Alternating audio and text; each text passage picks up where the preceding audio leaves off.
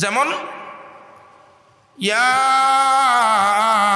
আইয়ুহান নাসু তাকু রাব্বাকুম আল্লাযী খালাকাকুম মিন নাফসিন ওয়াহিদা ওয়া খালাকা মিনহা যাওজাহা ওয়া বাসসা মিনহুমা রিজালান কাসীরান ওয়া নিসাআ। ও দুনিয়ার মানুষ, আল্লাহকে ভয় করো, যেই আল্লাহ তোমাদেরকে একজন ব্যক্তির থেকে সৃষ্টি করেছেন। কয়জন? একজন উনি কে? আদম আলাইহিস সালাম। একজন উনি কে? আদম আলাইহিস সালাম। আদম আলাইহিস সালামকে আল্লাহ তাআলা মূল উপাদান মাটি, সহযোগী এবং সম্পূরক উপাদান আরো তিনটা, আগুন, পানি, বাতাস। মূল উপাদান মাটি, আগুন, পানি, বাতাস, এই তিনটা হলো সহযোগী আর সম্পূরক। এই তিনটা সহ চারটা উপাদান দিয়ে আল্লাহ আদমকে বানিয়েছেন। তাহলে আমরা সবাই মাটির থেকে সৃষ্টি, আদম আলাইহিস সালামের সন্তান। কথা ঠিক না বেঠিক? ঠিক না? হ্যাঁ, একজন দুইজন বলতেছে কে ঠিক? কে এখানে আদম সন্তান নয়, বানরের সন্তান, এরকম কেউ আছে নাকি? হ্যাঁ, আমরা আদম সন্তান, এটা আমাদের দাবি। দলিল আমাদের কোরআন, দলিল আমাদের কোরআন। আল্লাহ তাবারাকা ওয়া তাআলা বলেন, ওয়ালাকাদ খালাকনাল ইনসানা মিন সুলালাতিন মিন তিন ওয়ালাকাদ খালাকনাল ইনসানা মিন সালসালিন মিন হামাইম মাসনুন। গোটা পৃথিবীর নির্যাসিত মাটি, যেটাকে আল্লাহ তাআলা হামি বানানোর পরে গ্রান চেঞ্জ হয়ে গেল, তারপরে সেই হামি দিয়ে আল্লাহ আদমকে নিজ কুদরতি হাতে বানালেন। বানানোর পরে রৌদ্রতে শুকাইতে দিলেন, শুকানোর পরে এভাবে টুলকি মারি দেখালেন। টুস টুস ফোটার পরে এই মাটি দিয়ে আল্লাহ তাবারাকা ওয়া তাআলা, এই মাটি দিয়ে আল্লাহ তাবারাকা ওয়া তাআলা আদম আলাইহিস সালামকে সৃষ্টি করেছেন। তাহলে আদম আলাইহিস সালামকে আল্লাহ তাআলা সৃষ্টি করেছেন মাটি দিয়ে, আর আমরা সকলকে সৃষ্টি করেছেন আদম থেকে। কথা ঠিক না? কিন্তু বর্তমান সময়ে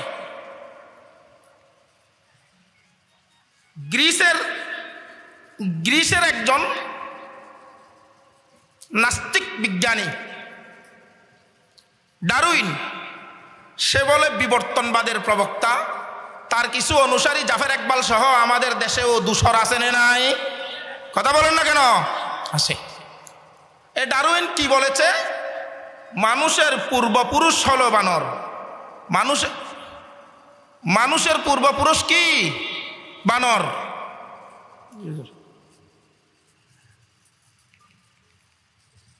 মানুষের পূর্বপুরুষ বানর, এ কথা বলেছেন।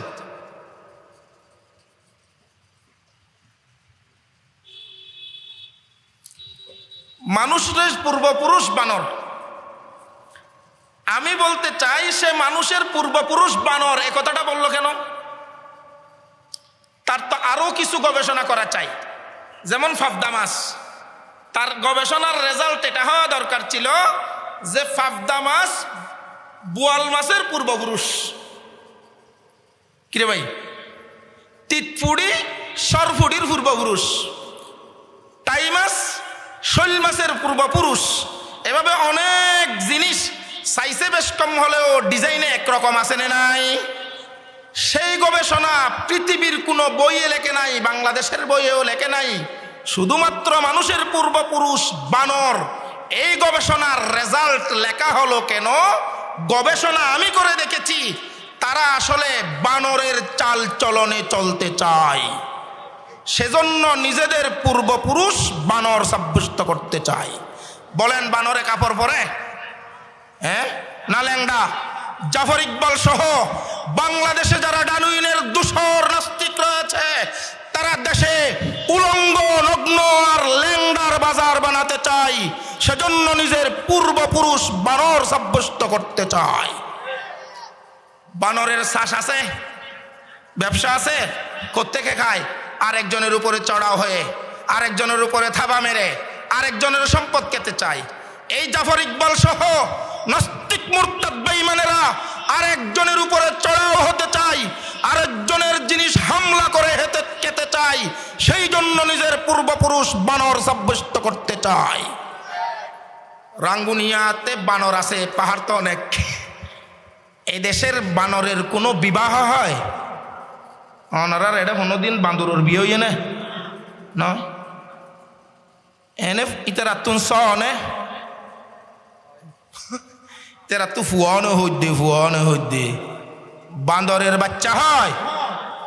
বিবাহ চারা বাচ্চা সুসন্তান না কুসন্তান, বৈধ না অবৈধ, বাচ্চা প্রোডাকশনের জন্য যৌনচারণ চরিতার্থ করা বৈধ না জেনা, বেবিচার। এই জাফর ইকবাল সহ ডারউইনের দূষরেরা বাংলাদেশকে জেনার বাজার বানাতে চাই, বেবিচারের বাজার বানাতে চাই, যেইখানে সেইখানে জেনা বেবিচার করার জন্য নিজের পূর্বপুরুষ বানর সাব্যস্ত করতে চায়।